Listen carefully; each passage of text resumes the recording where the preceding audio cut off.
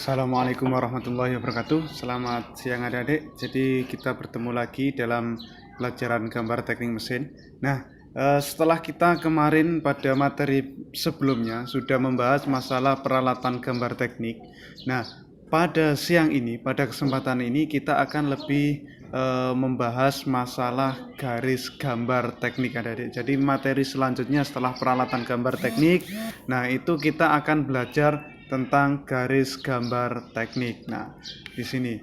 Nah, kenapa garis gambar teknik ini harus kita pahami adik-adik? Karena memang di dalam gambar teknik, garis itu berbagai macam bentuknya dan nanti memiliki fungsi yang berbeda-beda. Nah, dalam hal ini contohlah kita di pelajaran gambar teknik itu ada yang namanya garis tebal, ada garis tipis dan lain-lain. Nah, langsung saja adik-adik, jenis-jenis garis gambar teknik. Nah, pada gambar teknik ada beberapa jenis garis yang memang digunakan. Nah, masing-masing memiliki arti dan kegunaannya sendiri.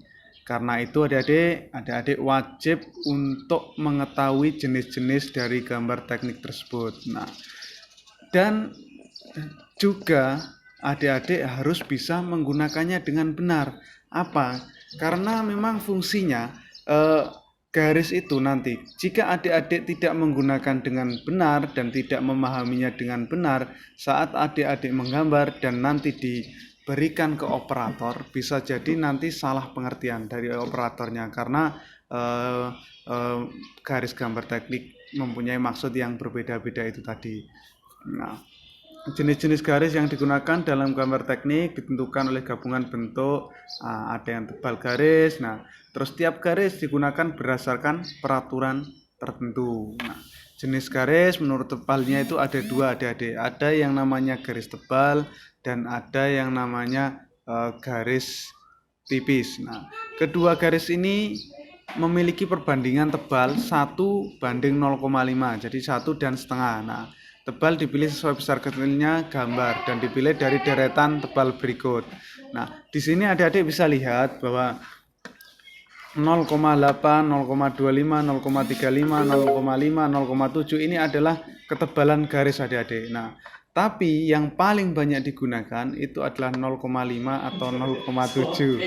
Untuk ketebalan yang sering digunakan adik-adik itu ada 0,5 dan 0,7. Itu yang paling sering digunakan. Nah, itu adik-adik. Adik-adik bisa lihat di tempat-tempat menjual ATK itu pun banyak yang dijual itu pensil mekanik ataupun pensil atau ballpoint yang gambar, ballpoint drawing itu ukuran yang paling banyak dijual itu 0,5 dan 0,7. Itu yang dipakai, yang banyak dijual karena memang itu yang paling banyak dipakai. Tapi ini tidak memungkiri bahwa yang lainnya juga sering dipakai adik-adik.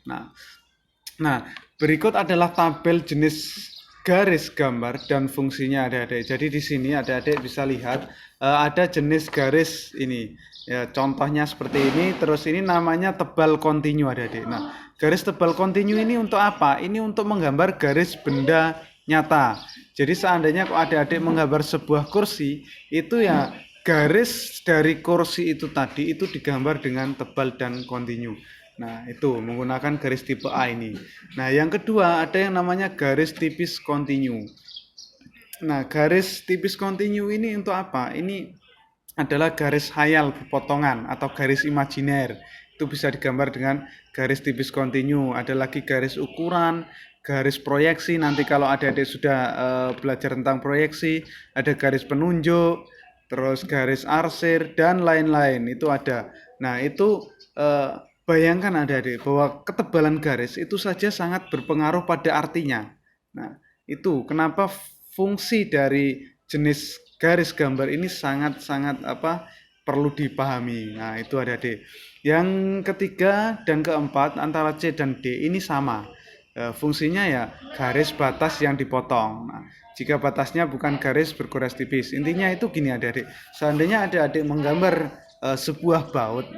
Nah, itu kan Seandainya kok adik-adik yang gambar itu hanya kepalanya saja, jadi ulirnya itu nggak usah digambar, adik-adik hanya menggambar kepalanya saja.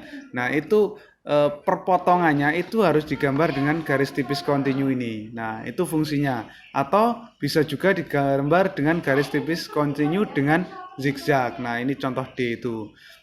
Nah, berikutnya ada garis gores tebal. Nah, ini nanti menggambarkan garis gambar yang terhalang. Jadi seandainya dilihat dari proyeksi Amerika ataupun yang lainnya, itu kok gambar itu seharusnya ada gambarnya. Contoh benda itu ada lubangnya. Nah, itu kan dilihat dari depan, lubang itu nggak kelihatan. Nah, lubang yang nggak kelihatan ini itu bisa digambar dengan garis gores tebal. Nah, itu adik-adik. Berikutnya ada yang garis bergores tipis. Nah, nanti ada gores tipis ini fungsinya untuk menggambar garis sumbu, ada garis simetri, dan garis lintasan. Nah, itu garis sumbu itu seandainya adik-adik mau membuat lingkaran, nah, itu biasanya wajib ada garis sumbunya. Nah, itu. Terus ada lagi garis bergores tipis yang dipertebal ujungnya dan perubahan arah. Ini fungsinya untuk apa? Ini fungsinya untuk menggambar nanti adik-adik akan belajar tentang gambar potongan. Nah, ini fungsinya untuk menunjukkan bidang potong.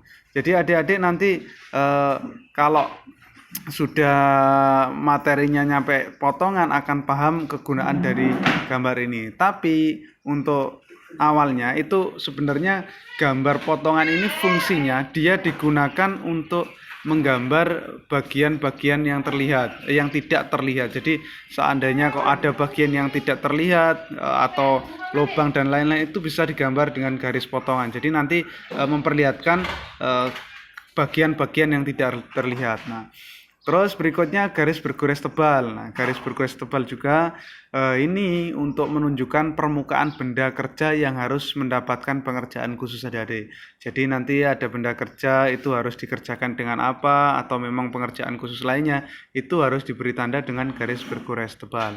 Nah, yang terakhir itu garis bergores ganda tipis. Nah, ini ada macam-macamnya. Jadi garis benda atau bagian yang berdekatan itu digambar dengan garis bergores ganda tipis ini. Atau garis sistem itu juga digambar dengan garis ini. Nah, ini adik-adik contoh gambar penerapan garis gambar di sebuah gambar. Nah, ini bisa adik-adik lihat. Di sini ada garis benda. A1 ini kan garis benda, terus ada garis ukur dan lain-lain. Ini ada pengerjaan khusus, ada garis arsir. Nah, ini semuanya adik-adik ini adalah aplikasi dari jenis garis gambar itu. Jadi nanti adik-adik bisa lihat, oh ini ternyata garis ukur dengan B2. B2 ini apa? Adik-adik bisa lihat, oh ternyata ini garis ukur atau garis penunjuk dan lain-lain. Nah, itu adik-adik cukup sekian. Mohon maaf apabila ada salah kata. Saya ucapkan terima kasih. Wassalamualaikum warahmatullahi wabarakatuh.